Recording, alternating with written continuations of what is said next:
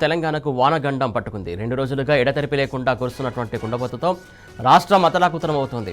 భారీ వర్షాలతో వాగులు వంకలు పొంగి పొర్లుతున్నాయి. చెరువులు కట్టలు తెగుతున్నాయి. రోడ్లు కోతకు గురవుతున్నాయి. రైలు పట్టాల కింద కంకర కొట్టుకుపోయి కరెంటు తీగళ్లా వేలాడుతున్నాయి. కామారెడ్డి, మెదక్ జిల్లాలో అయితే వర్షాలు ఇంకా వదలట్లేదు. లోతట్టు ప్రాంతాలే కాదు, నడి రోడ్లను కూడా వరదలు ముంచెత్తుతున్నాయి.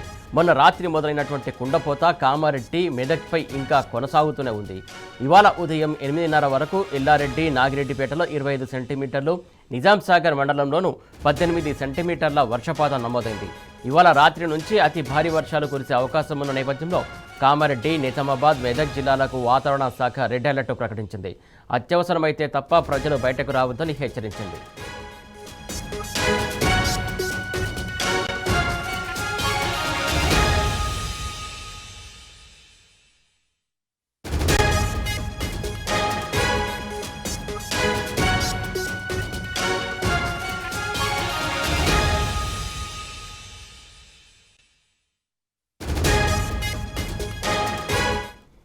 కామారెడ్డి పట్టణం మొత్తం దాదాపు జలదిగ్బంధంలో చిక్కుకుంది. నిజాంసాగర్ చౌరస్తాలోని లయోలా పాఠశాల, విద్యానగర్, రైల్వే బ్రిడ్జి ప్రాంతం, సిరిసిల్ల రహదారులు నీటిలో మునిగిపోయాయి.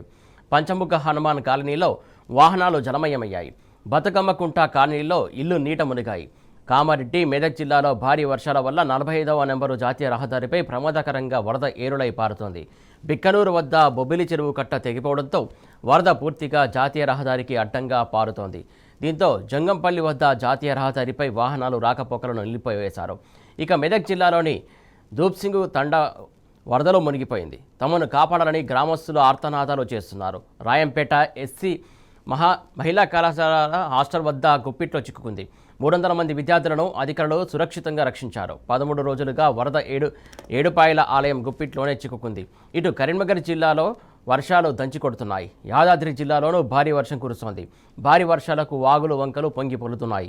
నాగిరెడ్డిపల్లి వద్ద రోడ్డుపై నుంచి భారీగా వరద ప్రవహిస్తోంది. భువనగిరి, నల్గొండ మధ్య రాకపోకలు నిలిచిపోయాయి. సంగెం వద్ద మూసీ నది ఉధృతంగా ప్రవహిస్తుంది.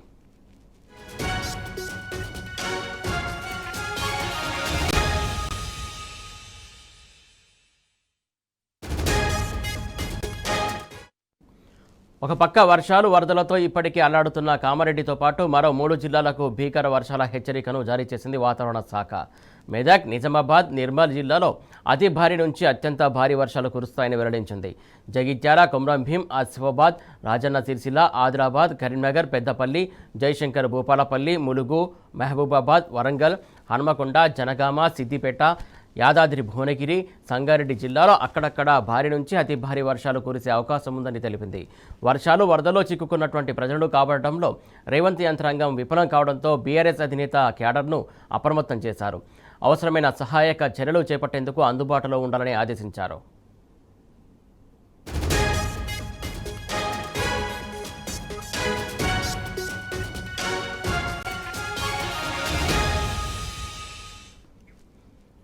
దీనికి సంబంధించి తాజా అప్డేట్స్ మా కరెస్పాండెంట్ రవీందర్ అందిస్తారు. రవీందర్, చెప్పండి.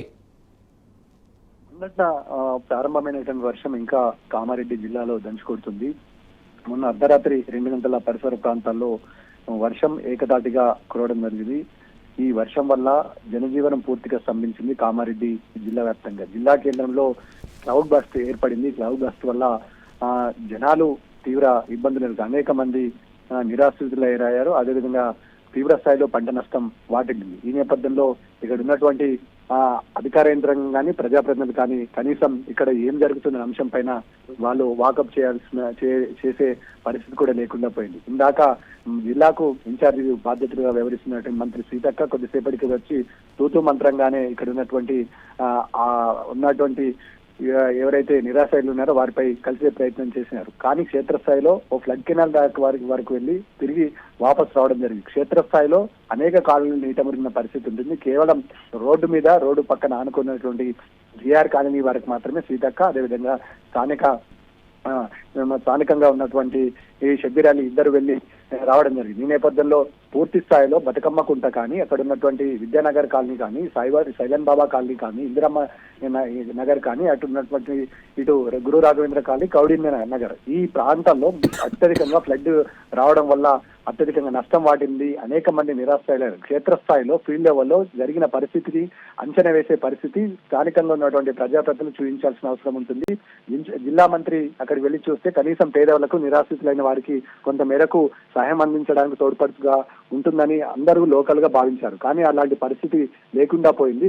కనీసం రాజకీయ విమర్శలు ఎదుర్కొంటున్నారు కాబట్టి ప్రజల నుంచి తీవ్ర చిత్కారాలు ఎదుర్కొంటున్నారు. ఇంత జరిగిన ప్రజాప్రతినిధులు కానీ జిల్లా మంత్రి కానీ జిల్లా స్థానిక నేతలు ఎవరు రాలేదని ప్రజల ఆగ్రహంతో ఉన్నారు. కాబట్టి ఇవాళ సీతక్క వచ్చి అదేవిధంగా ఇక్కడ ఉన్నటువంటి మాజీ మంత్రి ప్రభుత్వ సలహాదారుడు షబ్బీర్ వంటి తుడుపు చర్యలో భాగంగానే వచ్చి ఇక్కడ ఉన్నటువంటి సమస్యలపైన అడిగి తెలుసుకునే ప్రయత్నం చేశారు. కానీ ఎవరికి కూడా ఎలాంటి భరోసా కానీ బాధ్యతాయుతమైన ప్రభుత్వం ఇవ్వాల్సిన మాట కానీ ఏ ఒక్కరికి కూడా ఇచ్చిన పరిస్థితి లేదు.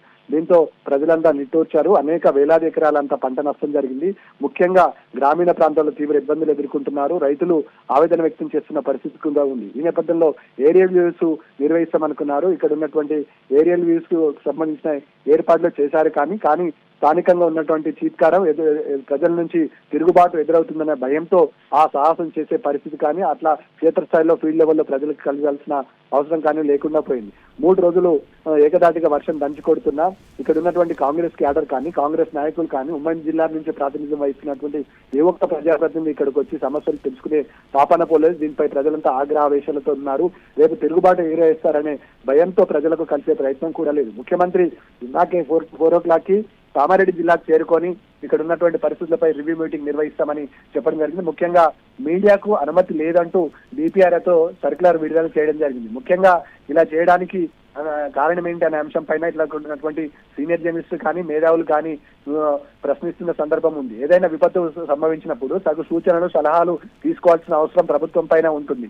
ముఖ్యంగా మీడియాకు నో ఎంట్రీ ఇవ్వకుండానే సమీక్ష నిర్వహించడం పట్ల సాధారణ మధ్య తరగతి ప్రజలు ఎవరైతే నష్టపోయారో వారికి ఇబ్బంది తలెత్తే ప్రభుత్వం ఉంది. కొన్ని అనేక అంశాలపైన నేరుగా ప్రభుత్వ అధిపతుల కంటే ప్రభుత్వానికి సంబంధించినటువంటి ఏదో యంత్రాంగం కంటే మీడియా అడ్రస్ చేస్తుంది. కాబట్టి సామాన్యులకు ఎదుర్కొంటున్న ఇబ్బందులను క్షేత్రస్థాయిలో మీడియా వీళ్ళకు ఎవరైతే ప్రభుత్వ యంత్రాంగం ఉందో వారితో పాటు ప్రజాప్రతినిధులకు వివరించాల్సిన అవసరం ఉంటుంది.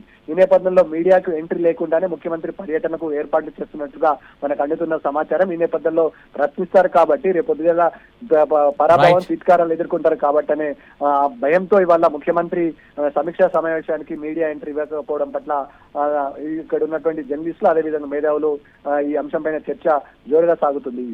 Suresh. Right, thank you Ravinder.